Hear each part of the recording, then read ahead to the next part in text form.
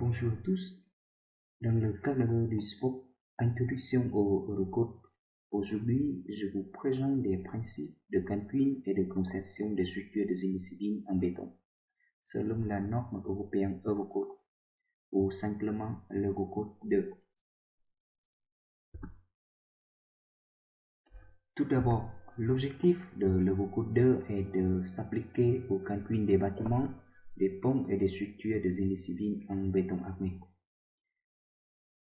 En béton non armé, en béton armé ou en béton précontraint. Elle conforme aux principes et exigences de sécurité et d'aptitude au service des ouvrages et aux bases de calcul et de vérification données dans l'Eurocode 0, ce qu'on a déjà appris dans les séquences auparavant.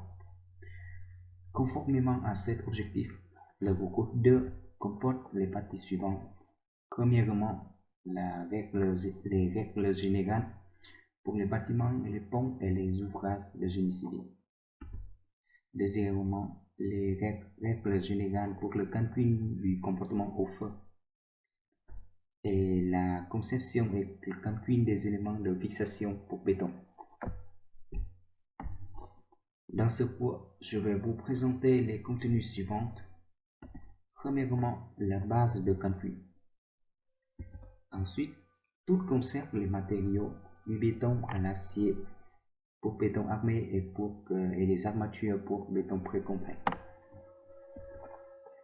Troisièmement, les principaux calculs concernant l'état limite ultime comme la flexion, l'effort tranchant, la torsion. Et dernièrement, les principes de calcul à l'état limite de circuit.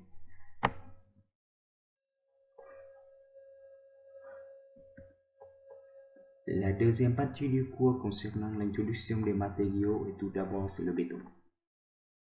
En fait, la résistance en compression du béton doit être désignée par des classes de résistance liées à la résistance caractéristique mesurée sur éprouvette cylindrique nommée FCK, déterminée à un H T référence. La valeur de T référence est en général prise à 28 jours ou peut être prise entre 28 à 91 jours selon les projets spécifiques. Il convient de prendre dans le tableau 5 les résistances caractéristiques en compression et en tension nécessaires pour le calcul.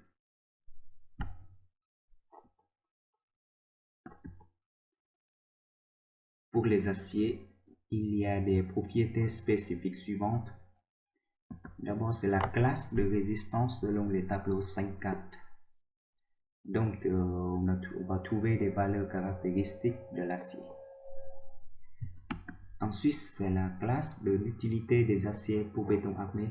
Donc, on va trouver les différentes classes A, B, C et les valeurs caractéristiques. Et dernièrement, c'est le diamètre ou dimension des aciers.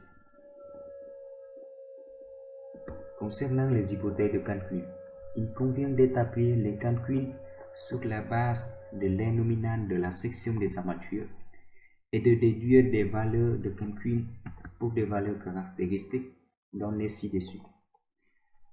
Avec gamma S ici est le coefficient partiel relatif au matériau qui a été introduit tout à l'heure dans la première partie, base de calcul. Pour la relation de contrainte-déformation, voici le diagramme avec l'une ou l'autre des hypothèses suivantes. Soit une branche post-domaine élastique inclinée avec une limite de déformation epsilon 8D inférieure ou égale à 0,9 epsilon 8K et une contrainte maximale de K fois F IK divisé par gamma S. Pour epsilon 8K ou K ou par qui égale Ft divisé par Fi fois K. Soit une branche post-domaine élastique horizontale mais sans limite de déformation.